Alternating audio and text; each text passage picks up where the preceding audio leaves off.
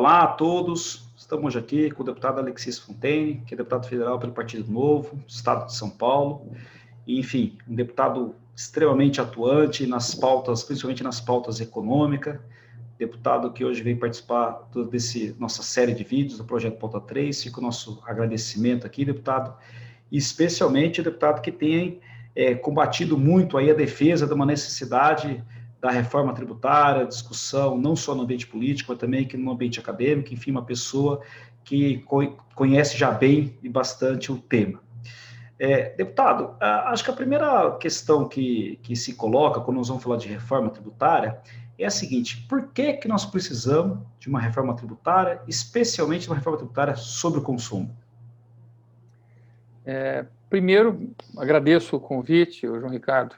E é sempre bom falar sobre sistemas e mostrar essa realidade do Brasil. Por que nós precisamos fazer uma reforma tributária? Porque nós temos o pior sistema tributário do mundo. Quem diz isso é o Banco Mundial. Nós estamos, de 190 países, nós estamos na posição 184 no item tributário, dificuldades tributárias. Quando nós temos o pior sistema tributário do mundo, o que nós temos é custo Brasil. Um custo Brasil muito grande, muito pesado, que atrapalha o ambiente de negócios nosso, que vai acabar fazendo com que as empresas não tenham competitividade, que geram contenciosos, que geram zonas cinzentas, que geram sonegação, que geram toda sorte de coisas ruins para a economia brasileira. Então, o Brasil precisa de uma reforma tributária pelo simples motivo de que, se nós não o fizermos, nós vamos continuar atrasados, gerando desemprego. No final, tem uma questão social muito grande na reforma tributária, porque ela tem o potencial de destravar o ambiente de negócios e fazer com que as empresas sejam competitivas. E tem uma outra questão, quando nós falamos em custo Brasil, que o grande parte do custo Brasil é o sistema tributário brasileiro, é que quem paga essa conta é o consumidor brasileiro, porque vai pagar mais caro por bens e serviços, porque está cheio de custo agregado e não de valor agregado nos seus produtos e serviços.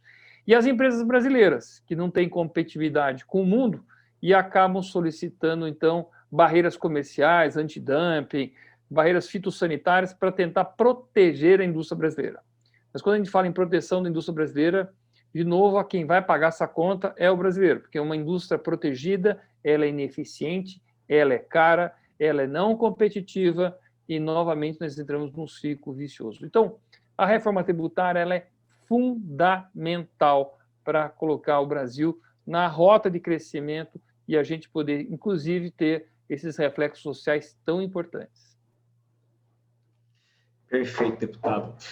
Deputado, e quando assim, nós que temos acompanhado essa discussão da reforma tributária, um ponto que sempre tem sido colocado é se a melhor maneira de se unificar essa tributação do consumo, de se melhorar o modo como essa tributação do consumo ela é realizada, é se nós seguiríamos, né, o modelo talvez mais tradicional de um IVA, que seria uma espécie de um IVA nacional, ou seja, que pudesse ser aplicado para a União, os estados e os municípios, ou a gente seguiríamos, por exemplo, o exemplo canadense, né, de um IVA dual, onde a União teria o seu IVA e os estados e municípios juntos teriam o IVA próprio.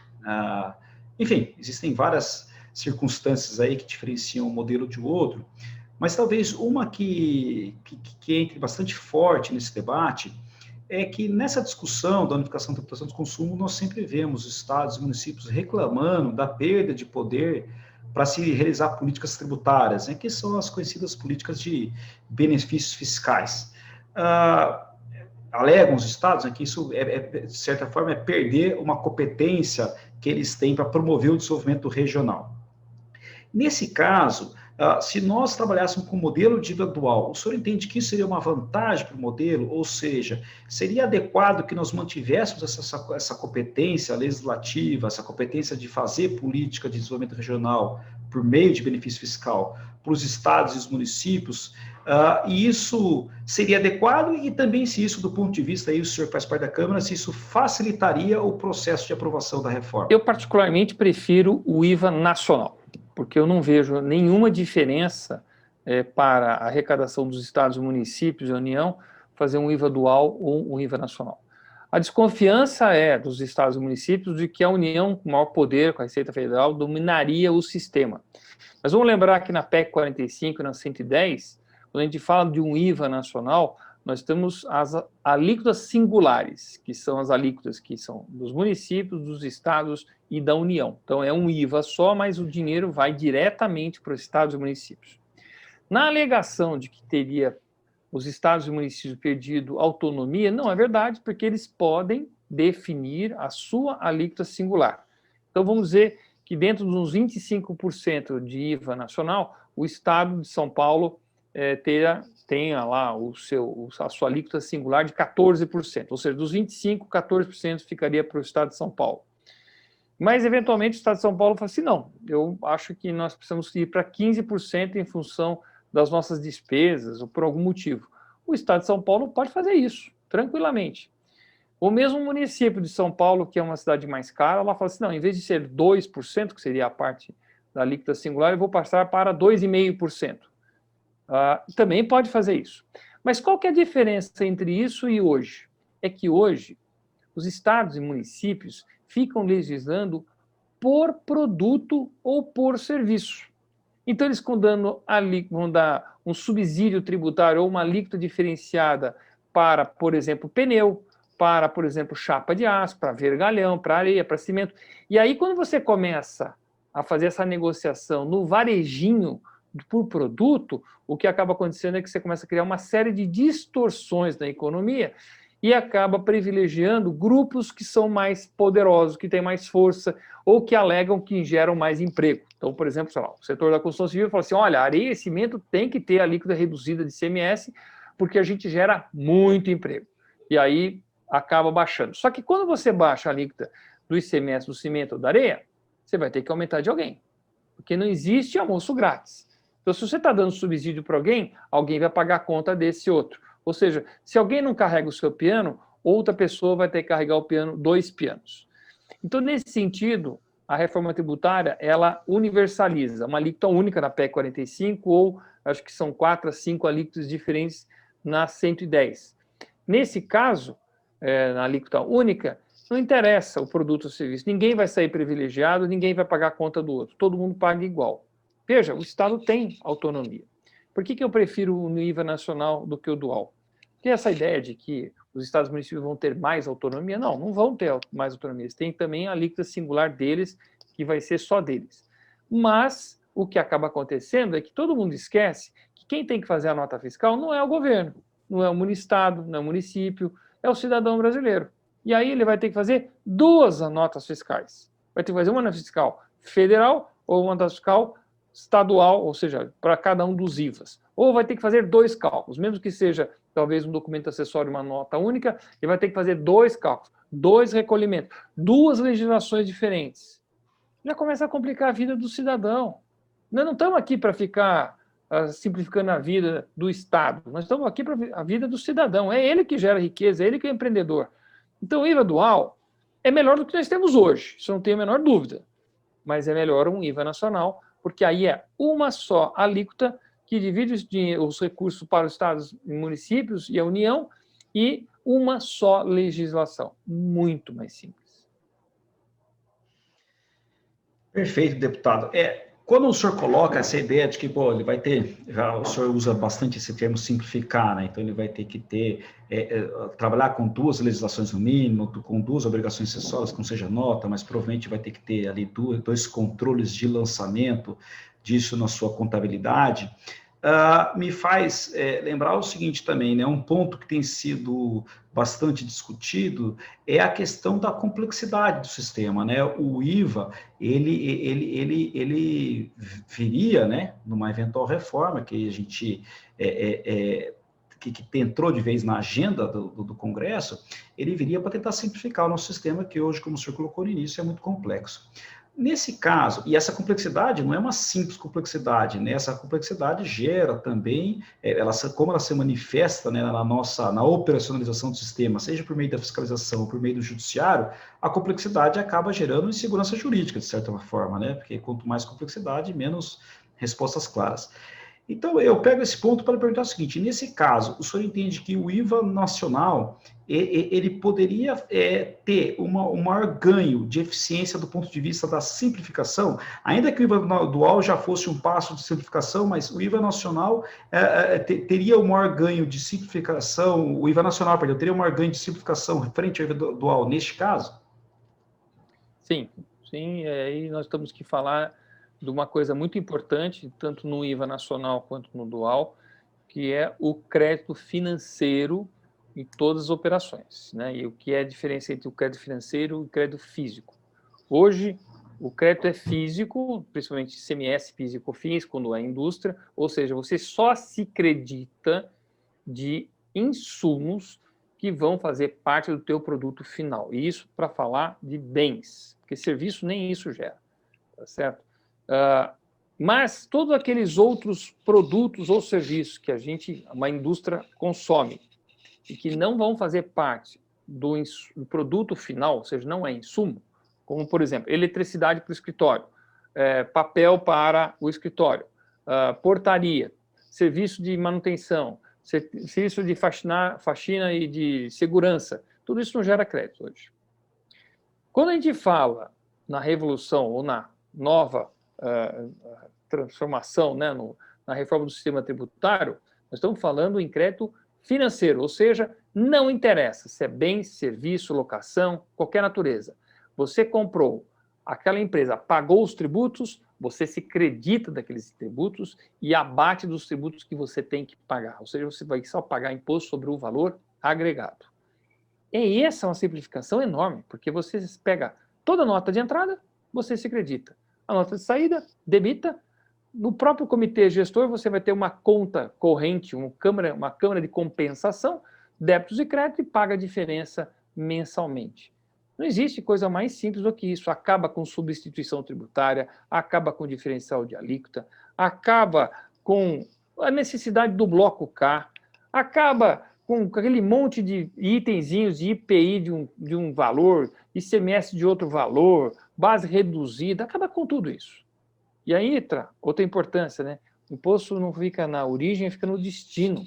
Ou seja, eu também não tenho mais toda aquela confusão de ter que calcular para onde que vai, se quem está comprando para poder mobilizar, ou se está comprando para revender, ou se está comprando, sei lá, para o que for. Não se tem mais, essas discussões morrem. Veja que hoje, na complexidade e insanidade do sistema tributário brasileiro, e isso acontece diariamente na minha empresa, as pessoas ligam e perguntam quanto custa um balde de 20 quilos de resina epóxi, e a resposta que eu dou para eles é, não sei. Mas como você não sabe? Você não está vendendo epóxi? Eu falei, não sei, porque para poder saber o preço, eu preciso saber onde você mora, o que você vai fazer, se você tem inscrição estadual, se você é contribuinte. Perguntas estúpidas que o sistema tributário faz e só focando na arrecadação, não está focando no pagador de impostos. E a reforma liquida absolutamente tudo isso e melhor no IVA nacional, porque uma obrigação acessória, emissão da nota fiscal, morreu. Perfeito, deputado.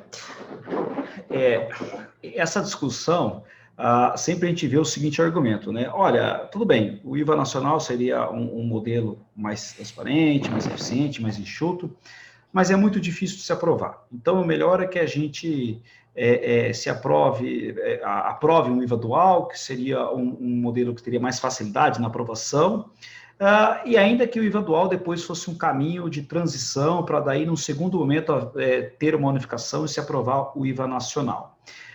O senhor entende que realmente existe essa dicotomia entre maior eficiência do IVA nacional, mais dificuldade de aprovação, menor eficiência do IVA dual e mais facilidade de aprovação? E nós poderíamos trabalhar com uma ideia dessa de realmente fazer uma transição? Ou não? Ou realmente o movimento da sociedade é agora e a hora é agora para se fazer uma reforma para valer? Eu prefiro focar no que é melhor, no IVA nacional. Agora, de fato, se havendo a impossibilidade por desconfianças, por questões políticas, eu acho que a União vai fazer o IVA nacional, aliás, o IVA federal, tá certo? E os estados e municípios vão perceber como arrecada muito melhor, acaba com os contenciosos e tudo mais, e vão acabar querendo fazer o IVA deles, porque os estados também sabem que não se tira mais leite da pedra chamada ICMS. O ICMS é a maior fábrica de contenciosos, é o pior de todos os tributos do Brasil. O segundo pior é PIS e COFINS, que é federal.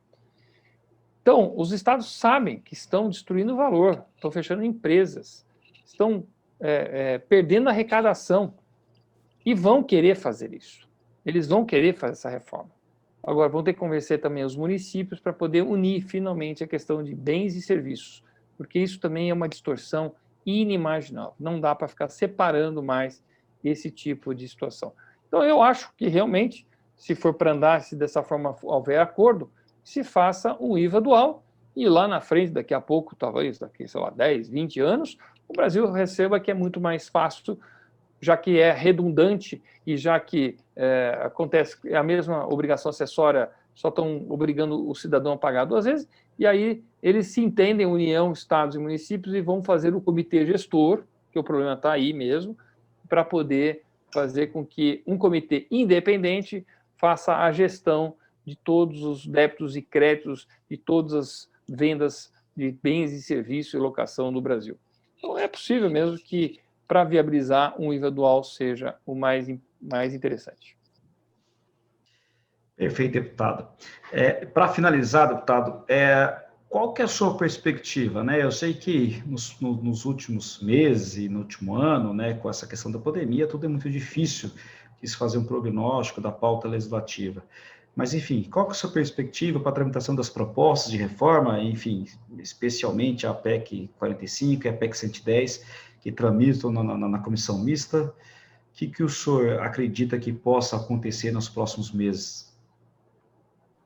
Eu acredito que enquanto a gente não tirar da frente esse combate à pandemia, vacinação e todos os auxílios que novamente estão vindo aí, a gente não vai conseguir fazer andar essas reformas estruturais que são super importantes. Infelizmente, eu acho que nós temos energia para poder fazer os dois, mas o próprio presidente da Câmara, Arthur Lira, declarou recentemente que nos próximos 15, 20 dias, foco total nos projetos que combatem a pandemia ou que ajudam a salvar a economia. Infelizmente, isso tem sido também a razão do ano passado de não ter havido grandes movimentações na reforma tributária. E parece também que o governo é hesitante, ele não sabe exatamente o que ele quer. Então, não manda a proposta, falou que ia mandar o resto, acabou não mandando, de CPMF, de IPI, mas não faz exoneração de folha, não faz.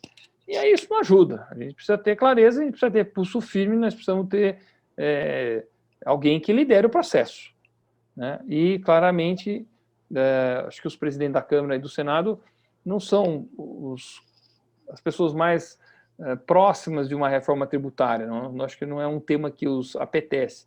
Mas a gente tem que levar isso muito a sério, a responsabilidade disso é muito grande. O setor produtivo brasileiro perde demais, a economia perde mais, e isso é desemprego, é aumentar a fila do desemprego. Nós temos que, assim, reverter isso o mais breve possível.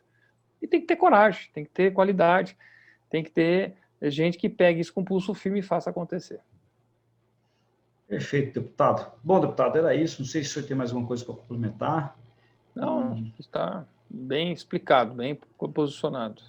Então, tá ok, deputado. Olha, obrigado mais uma vez. Sucesso aí na sua atividade aí. Vamos, enfim, torcer que a gente possa superar esse momento aí difícil para todos nós.